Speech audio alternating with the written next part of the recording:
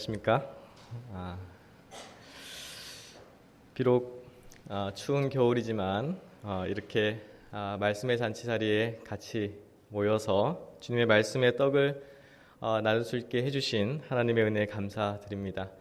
이 한 시간 성령 하나님께서 우리 각 심령 가운데 함께 하셔서 성령의 감동하심으로 주님의 말씀이 우리 생애에 다시금 목표를 다지는 그러한 시간이 되시기를 간절히 바라겠습니다. 오늘 주제는 누룩을 주의하라라는 제목으로 말씀을 준비했습니다. 먼저 기억자 말씀은 마태복음 16장 6절에 있는 말씀입니다. 예수께서 이르시되 삼가 바리새인과 사두개인들의 누룩을 주의하라 하신대. 우리가 빵을 만들면 이 누룩이 얼마나 중요한 물질인가를 너무나 잘 압니다. 누룩이 어떠한 품질을 가졌느냐에 따라서 이 빵이 맛있는 빵이 될 수도 있고 맛없는 빵이 될 수도 있습니다. 그래서 누룩이 중요하다라는 것을 우리는 너무나 실물교훈으로 잘 알고 있습니다. 이 예수님께서는 그 제자들과 모인 무리에게 바리새인과 사두개인들의 누룩을 주의하라라는 그 권면의 말씀을 제자들에게 이야기했습니다. 근데 그 당시 이 말씀을 들은 예수님의 제자들은 예수님의 말씀의 의미를 정확하게 이해하지 못했습니다. 제자들은 이렇게 이야기했습니다. 제자들이 서로 의논하여 가로되 우리가 떡을 가져오지 아니하였도다 하거늘. 말 그대로 이 누룩이라는 것을 우리가 먹는 떡이라고 생각을 했습니다. 특별히 이 제자들이 이곳에 오기 전에 이 마가단이라는 곳에서 급하게 오느라고 이 떡을 준비하지 못하고 왔습니다. 그래서 이 예수님께서 우리에게 질책하는 말씀이신가 보다 그렇게 이해를 한 것입니다. 증언의 말씀에 보면은 이렇게 기록이 되어 있습니다. 시대소망 408페이지입니다.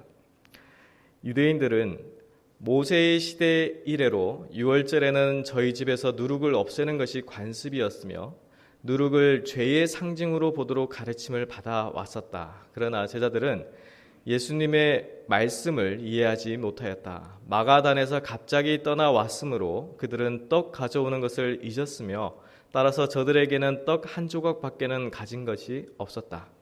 이런 환경 아래서 그들은 그리스도의 말씀을 바리새인이나 사두개인의 떡을 사지 말라고 경고하시는 말씀으로 이해한 것이다.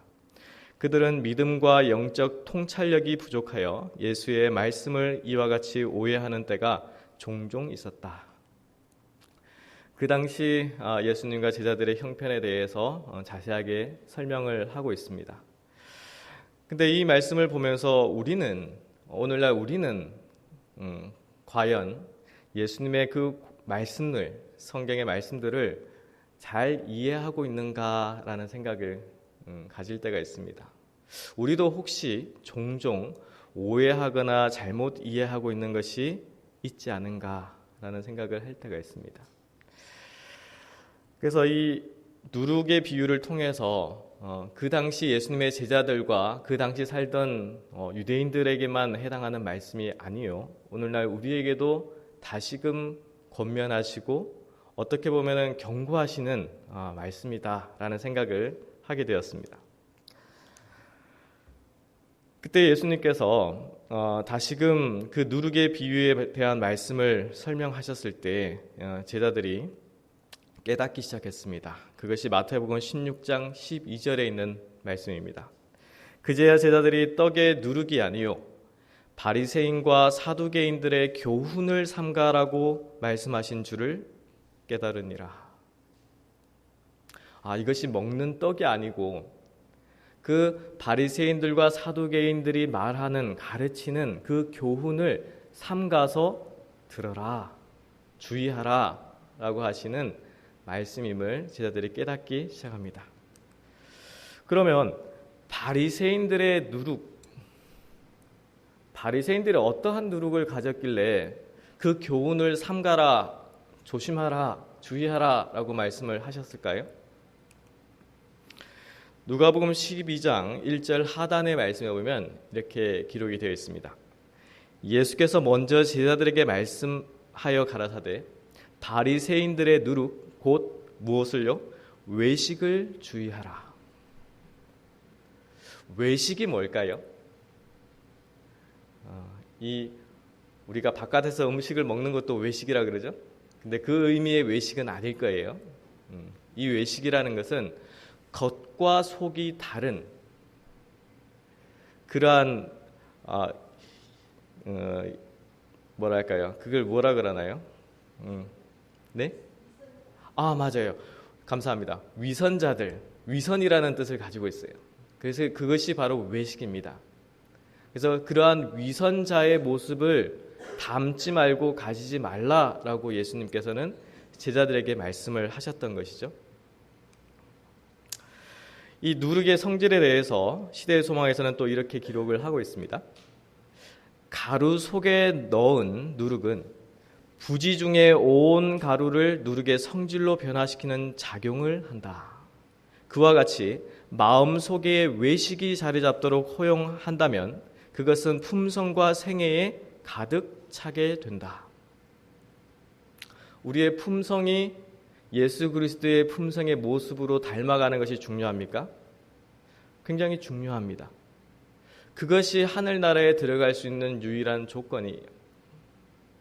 우리가 어떻게 예수님을 믿습니까? 예수님을 사랑합니까? 그 말 속에는 예수님의 모습으로 닮아가고자 합니다라는 그 의미가 내포되어 있는 것입니다.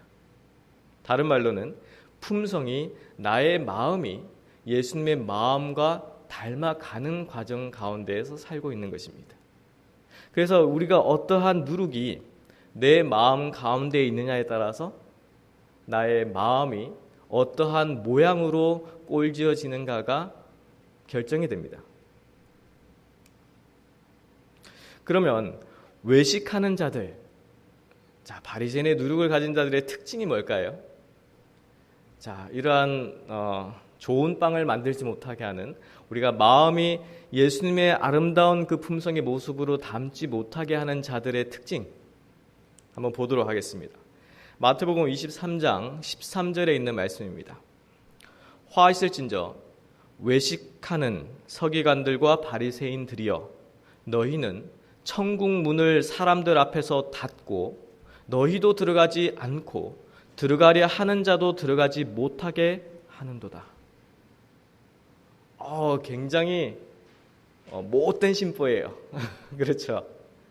자신도 들어가지 못하고 들어가지 못하는 것도 인지하고 있어요. 알고 있어요.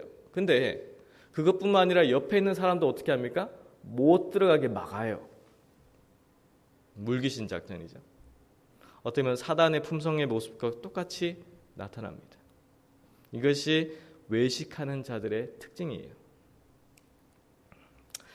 그러면 오늘날의 바리새인들, 오늘날은 시대가 변했기 때문에 그러한 서기관과 바리새인들과 같은 모습이 나타나지 않을까요? 없을까요? 있습니다. 어떠한 자들이 오늘날 바리새인들의 모습으로 나타나는지 한번 증언의 말씀을 통해서 한번 보도록 하겠습니다. 오늘날 하나님의 율법을 저희의 행습에 일치시키는 방법으로 설명하려고 애쓰는 자들을 통하여 역사하고 있다. 이런 자들은 율법을 공공연히 공격하지 않고 그 율법의 원칙을 저해하는 위험한 이론을 내놓는다. 그들은 율법을 설명하되 그 능력을 파괴시키기 위하여 설명한다. 하나님의 거룩한 율법에 대해서, 그 율법이 얼마나 중요한지에 대해서 우리가 설명할 때 그 의미를 곡해하고 오해하게 하고 오류를 섞어서 많은 사람들이 올바른 길로 가지 못하도록 방해를 합니다. 막아요. 그리고 그 막는 자들은 내가 그 막는 이유에 대해서도 스스로 인지하고 있어요. 바리새인들의 모습과 유사한 모습이 너무나 닮아 있습니다. 그리고 옆에 있는 형제자매도 그 구원받는 길에서 못 들어가도록 방해를 하고 막아요. 이러한 정신들이 이 시대에도 있고 초대교회 시대에는 어떠한 모습으로 또한 있었는지 성경을 통해서 또한 보도록 하겠습니다. 미혹하는 영들의 행위라고 했습니다. 미혹하는 영들은 예전이나 지금이나 앞으로도 예수님 오실 때까지 아마 있을 것 같아요. 이 땅에서. 그래서 그 행위들이 어떠한 특징들을 가지고 있는지, 어떠한 자들인지 한번 성경과 예언의 신의 말씀으로 보도록 하겠습니다. 계시록서 2장 6절입니다. 오직 내게 이것이 있으니 내가 니골라당의 행위를 미워하는도다. 나도 이것을 미워하노라. 니골라당 많이 들어보셨죠? 니골라는 7 집사 중에 한 명이었습니다. 하지만 그 니골라라는 인물이 가지고 있던 생각과 어떤 가치관과 추구하는 바가 정말 그리스도의 복음을 믿는 자들에게는 오히려 방해가 되는 일이 되었습니다. 그리고 덧붙여서 또 이러한 말씀을 또 주고 있습니다. 자, 발람과 니골라당의 교훈을 지키는 자들, 성경에 보면 계시록서 2장 14절 15절에 보면 이런 말씀이 있습니다.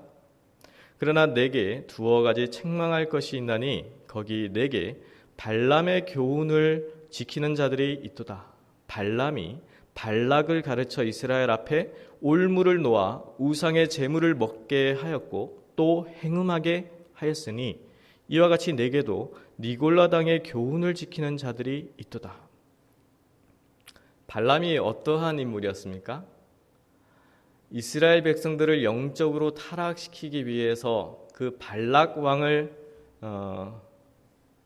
이용해서 그 이스라엘 백성들 주위에 우상을 두고 아름다운 이방 여인들을 두어서 그 우상에 같이 제사를 지내게 했고 서로 간에 행음하게 했는 그러한 슬픈 역사가 있지 않았습니까?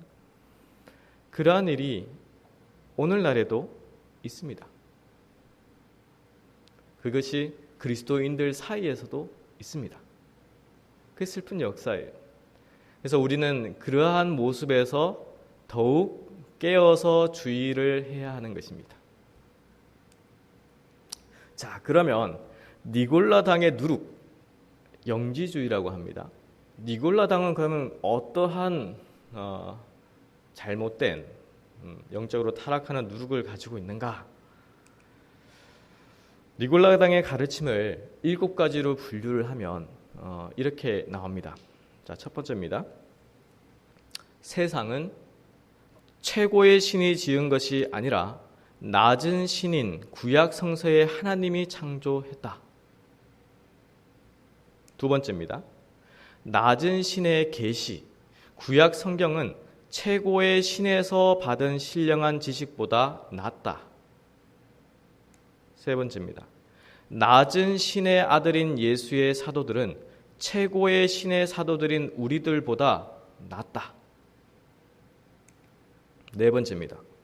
그리스도의 잉태는 초자연적이 아니라 보통 육신이었으며 침례 시에 참 그리스도의 영이 임하여 메시아의 직분을 하게 하다가 십자가 위에서 그 영이 떠났다. 다섯 번째입니다. 물질과 육신은 악하고 영은 선하다. 그래서 육체에 대한 학대와 방종을 하였다. 여섯 번째입니다. 율법은 끝났기 때문에 사람은 자유롭게 살 수 있다. 그래서 마음대로 간음하고 우상을 숭배하였다. 일곱 번째입니다. 구원은 믿음에 의해서가 아니라 깨우친 지식에 의해서이다. 이 7가지가 대표적으로 니골라당 교훈, 가르침입니다. 그러니까 이 모습들을 7가지를 이렇게 살펴보면서 오늘날 전체적이 아니다 할지라도 부분적으로 들어가 있는 사상들이 우리 주변에서 볼 때가 많습니다. 그렇지만 우리는 안타깝게도 그것을 인지하지 못하고 있습니다. 내가 과연 진실로 진리를 따라 예수 그리스도의 복음을 믿고 있는가? 아니면 니골라 당의 교훈을 따르고 있는가? 엘렌 G. 화이트 부인도 니골라당의 교훈에 대해서 이렇게 경고하고 있습니다. 니골라당의 교훈, 그리스도의 복음이 하나님의 율법을 무효화시키지 않는다는 가르침이 지금 광범위하게 가르쳐져야 한다. 율법을 무효화시킨다는 말은 믿음으로 우리는 말씀을 행하는 자가 될 필요성으로부터 해방된다는 것이다. 이것이 바로 그리스도께서 아껴보지 않으시고 책망하신 니골라당의 교훈이다. 분명합니까? 그런 모습들이 오늘날 나타나고 있습니까? 나타나고 있습니다. 로마서 3장 31절 말씀입니다. 그런즉 우리가 믿음으로 말미암아 율법을 폐하느뇨 그럴 수 없느니라. 도리어 율법을 굳게 세우느니라. 하나님의 말씀을 있는 그대로 믿으시기를 간절히 바랍니다.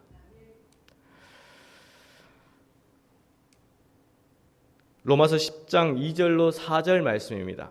내가 증거하노니 저희가 하나님께 열심히 있으나 지식을 쫓은 것이 아니라 하나님의 의를 모르고 자기의 의를 세우려고 힘써 하나님의 의를 복종치 아니하였느니라.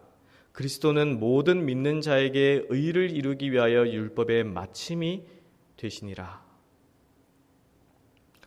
이 율법의 마침이 되심이라를 여러 가지 해석을 하고 있습니다. 하지만 이 해석을 우리가 생각하고 로마서 3장에 있는 말씀을 연결시켜서 우리가 이해를 한다면 율법의 마침이라는 것은 율법의 완성을 의미하고 있습니다. 그리스도를 통하여 율법의 완성이 되었고 그 말은 서로 간에 그리스도와 하나님의 거룩한 율법은 일맥상통합니다. 우리는 그것을 이해하고 믿어야 합니다. 그래서 하나님의 율법을 중시한다면 그리스도를 중시해야 되고 그리스도를 믿고 사랑하고 중시한다면 하나님의 율법을 높이고 중시해야 합니다. 산상복음 55페이지에 있는 말씀입니다. 율법이 거룩한 것은 분명하나 유대인들은 스스로 이를 지키는 것으로서 의를 얻을 수 없었다. 그리스도의 제자들이 천국에 들어가려면 바리새인의 의와는 다른 성격의 의를 얻어야 한다.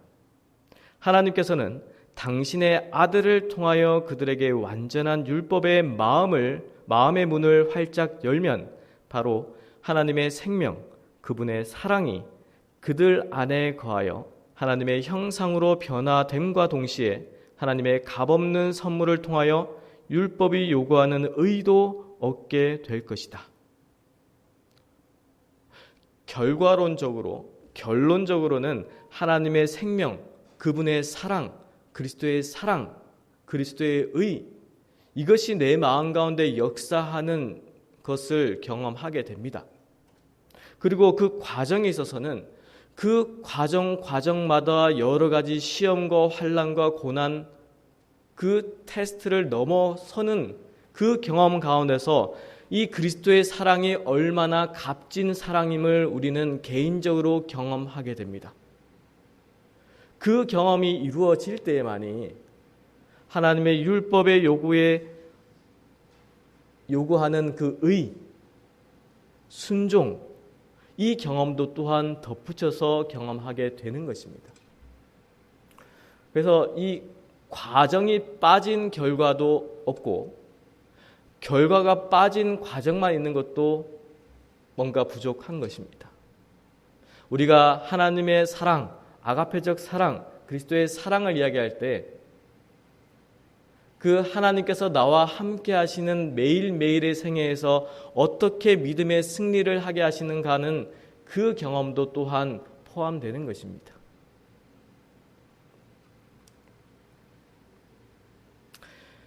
증언의 말씀에 또 이런 말씀이 덧붙여 있습니다. 성경에 기록된 언어는 표상이나 상징으로 사용된 것 외에는 그 언어의 분명한 뜻에 의하여 해석되어야 한다. 그리스도께서는 사람이 하나님의 뜻을 행하려 하면 이 교훈이 하나님께서 왔는지 내가 스스로 말함인지 알리라고 약속하셨다. 만일 사람들이 읽는 그대로 성경을 받아들이고 그들의 마음을 잘못 인도하고 혼란케 하는 거짓 교사들이 없었을 것 같으면 천사들을 기쁘게 할 일이 성취되어 오늘날 오류에서 방황하고 있는 무수한 사람들이 그리스도의 우리 안으로 인도되었을 것이다. 그리스도의 우리 안으로 인도되는 일이 이 시간에 지금 있어야 합니다. 그 일이 있기 위해서는 우리부터, 나부터 하나님의 말씀을, 그 언어의 분명한 뜻을 정말 성령의 지혜로서, 성령의 마음으로서 이해하고 믿음으로 받아들이는 경험이 이루어져야 합니다. 그것이 되지 않고 거기에 덧붙여서 나의 생각과 나의 사상과 인간의 철학과 이것이 들어가면 온전한 진리의 그릇에 오류의 물을 한 방울 한 방울 더 넣는 것입니다. 진리는 100%의 진리입니다. 그 100%의 한 방울이라도 오류의 방울을 섞으면 그거는 더럽혀지는 것입니다. 우리는 그 일에 있어서 더욱 주의해야 합니다.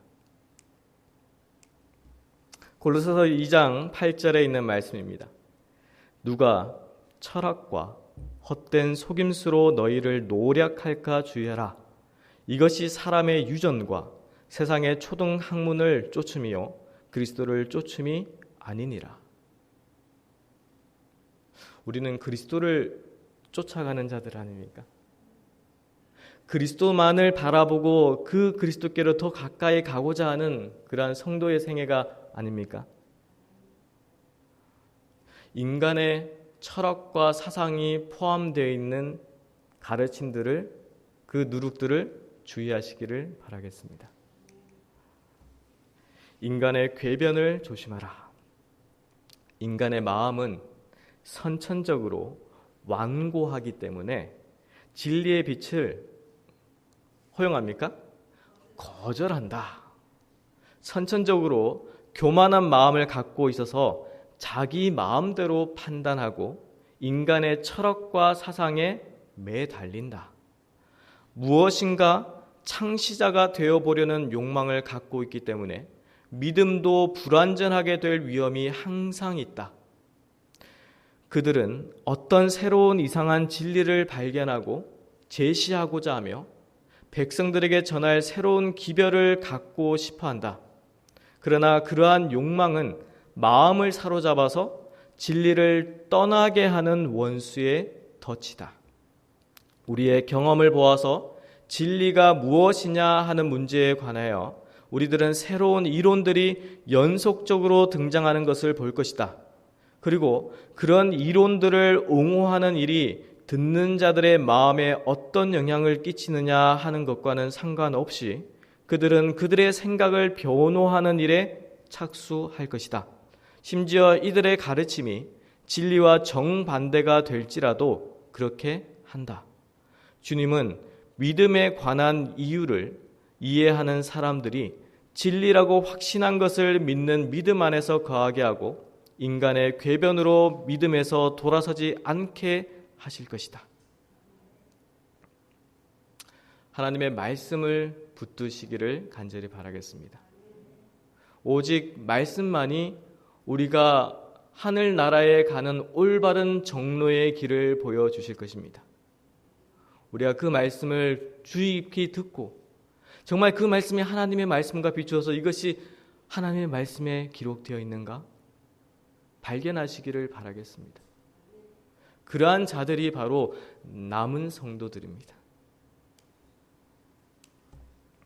유다서 1장 17절로 22절에 있는 말씀입니다. 사랑하는 자들아, 너희는 우리 주 예수 그리스도의 사도들의 미리 한 말을 기억하라. 그들이 너희에게 말하기를 마지막 때에 자기의 경건치 않은 정욕대로 행하며 기롱하는 자들이 있으리라 하였나니 이 사람들은 당을 짓는 자며 육에 속한 자며 성령은 없는 자니라. 사랑하는 자들아, 너희는 너희의 지극히 거룩한 믿음 위에 자기를 건축하며 성령으로 기도하며 하나님의 사랑 안에서 자기를 지키며 영생에 이르도록 우리 주 예수 그리스도의 긍휼을 기다리라. 어떤 의심하는 자들을 긍휼히 여기라. 우리가 날마다의 생애 가운데서 그리스도의 긍휼의 경험을 하고 있습니다. 우리는 죄인입니다. 너무나 연약한 존재들입니다. 얼마나 쉽게 넘어집니까? 얼마나 쉽게 실수합니까? 그게 인간입니다. 그래서 오직 그리스도의 긍휼만이 우리를 구원하실 수 있고 나를 일으켜 세우실 수가 있는 것입니다. 그래서 그러한 그리스도의 자비의 긍휼을 경험한 자들만이 옆에 있는 형제 자매를 바라볼 때에 긍휼히 여길 수가 있습니다. 우리가 믿는 것과 아는 일에 하나가 되는 일은 그 그리스도의 사랑의 마음이, 품성의 마음이 내 마음을 감동시키고 내 생애를 변화시키고 그 변화된 생애를 통하여 이 세상에 전하는 일을 하는 것입니다. 그것이 내 옆에 있는 형제 자매를 통해서 먼저 시작하게 되는 것입니다. 내 가족을 통해서 먼저 시작하는 것입니다. 왜 중간에 그 과정을 빼먹고 나만 홀로 구원받을 것이야 라고 생각을 합니까? 우리는 다시금 그리스도 안에서 배워야 합니다. 다시금 무엇이 참된 믿음인지, 무엇이 참된 그리스도의 사랑인지 우리 마음속 깊이 경험해야 합니다. 그 경험이 이 교회 안에 나와야 합니다.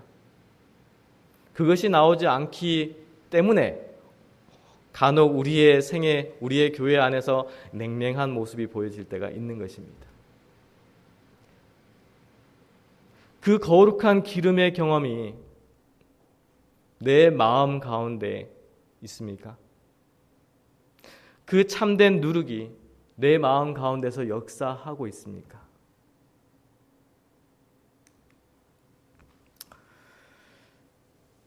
바리새인들의 누룩에 대해서 우리가 살펴봤다면 성경에는 또 증언의 말씀에는 다른 반대쪽의 의미의 진리의 누룩에 대해서도 설명하고 있습니다. 증언의 말씀에 있는 말씀을 전해드리겠는데요. 하나님의 말씀 안에는 우리를 위한 위대한 원칙이 세워져 있다. 그러나 이것은 너무도 깨끗하고 거룩해서 일상적인 삶에 적용하기 어렵다고 생각해서는 안 된다. 우리의 개인적인 구주로서 그리스도를 받아들임으로 말씀이 간직하고 있는 고귀한 보화가 우리를 그리스도와 서로에게 매는 금줄과 같이 될 것이다. 그리스도께서 인류를 사랑하신 것처럼 서로를 사랑함으로 우리는 영혼의 성화와 사랑으로 역사하고 영혼을 정결케 하는 믿음을 받는다. 진리의 누룩이 심령에 심어질 때 그것은 마음과 영혼과 힘의 모든 능력을 자신에게 흡수해 드린다. 그것은 사람에게 새로운 본성을 심으며 그리스도의 은혜는 더욱더 자라난다.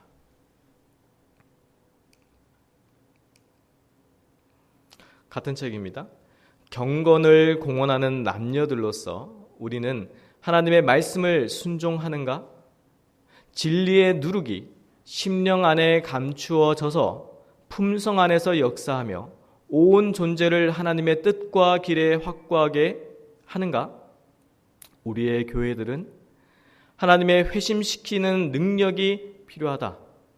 불순종과 진리를 부정하는 가운데 역사하는 악의 누룩은 부식되어야 하며 하나님의 말씀의 누룩이 심령 안에 심겨져야 한다.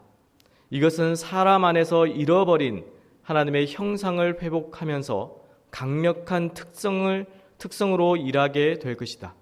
진리의 누룩을 통해 변화가 일어나면 한 사업이 우리에게 맡겨져 있다. 진리의 누룩에 대한 능력을 경험하고 계십니까? 우리의 마음 가운데 정말 이 하나님의 거룩한 성령을 통하여 역사하시는 그 진리의 누룩이 내 온 마음에 퍼지고 있습니까? 죄의 누룩은 부식되어야 하고 진리의 누룩은 내 온 마음을 차지해야 하는 것입니다. 실물교훈 101페이지에 있는 말씀입니다. 진리의 누룩을 마음속에 받아들이면 그것이 우리의 욕망을 통제하고 우리의 사상을 순결하게 하고 우리의 성미를 부드럽게 할 것이다. 그것이 또 우리의 정신력을 소생시키고 심령에 힘을 불어넣어 줄 것이다. 그것이 우리의 상상력과 사랑하는 능력을 넓혀 줄 것이다. 진리의 누룩이 내 마음 가운데서 역사할 때에 어떠한 현상들이 어떠한 일들이 일어나는가를 증언의 말씀에 기록하고 있는 것입니다. 우리의 욕망이 그 진리의 누룩으로 통제되고 있습니까? 절제하고 있습니까? 우리의 사상이, 나의 어떤 생각이, 나의 어떤 철학이 그 진리의 누룩으로 부드럽게 변화되었습니까? 순결해졌습니까? 우리의 급한 성미들이, 성격들이, 모난 어떤 모습들이 변화되고 있습니까? 우리의 정신력이 소생시키고 우리의 심령의 힘과 능력이 나타나고 있습니까? 우리가 이 경험 가운데에 지금 이 시간에 들어가야 합니다. 이것이 만약, 이 말씀이 만약 내 마음 가운데서 역사하고 있지 않다면 하나님께 간구하셔야 합니다. 지금 이 시간도 하나님께서 우리에게 주시는 기회의 시간입니다. 잊지 마시기를 바랍니다. 내가 혹 어저께 내가 그러한 삶을 살지 않았다 할지라도 지금 이 시간에 주시는 말씀을 통하여 내 마음 가운데 다시금 각성하고 하나님께로 내 얼굴을 향하고 주님의 말씀에 아멘으로 화답하고 주님의 말씀에 의해서 순종하는 생애를 사는 것이 바로 하나님께서 원하시는 성도의 생애입니다. 그대는 어떤 누룩을 가지고 있는가? 우리는 어떤 누룩을 가지고 있습니까? 죄의 누룩입니까? 바리새인의 외식하는 그 의입니까? 니골라당의 그 옳지 않은 교훈을 내 마음 가운데 여전히 추구하고 있습니까? 아니면 진리의 누룩을 가지고 있습니까? 정말 그리스도의 의가 무엇인지, 그리스도의 사랑이 무엇인지, 그 구속의 경륜을 통해서 나타난 그리스도의 고난과 희생이 어떠한 의미를 가지고 있는지 우리의 마음속 깊이 되새기고 간직하고 있습니까?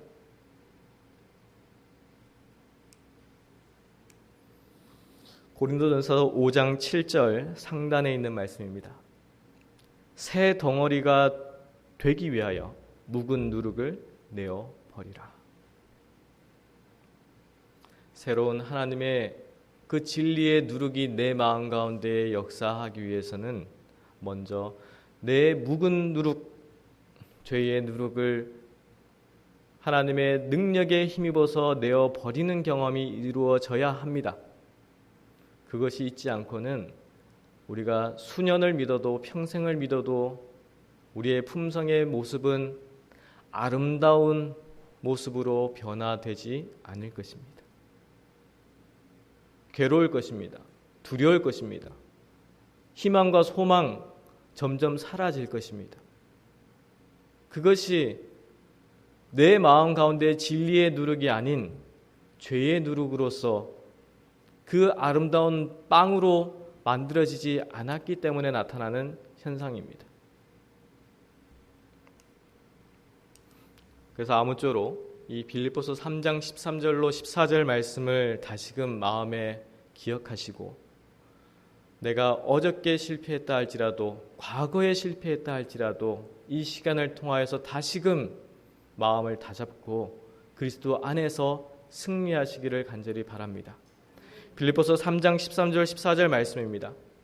형제들아, 나는 아직 내가 잡은 줄로 여기지 아니하고 오직 한 일, 즉 뒤에 있는 것은 잊어버리고 앞에 있는 것을 잡으려고 표대를 향하여 그리스도 예수 안에서 하나님이 위에서 부르신 부름의 상을 위하여 쫓아가노라. 날마다의 생애가 더욱 힘을 내어서 하늘로 향하는 그 발걸음으로 연결되시기를 간절히 바라면서 이 시간 말씀을 마치도록 하겠습니다. 감사합니다.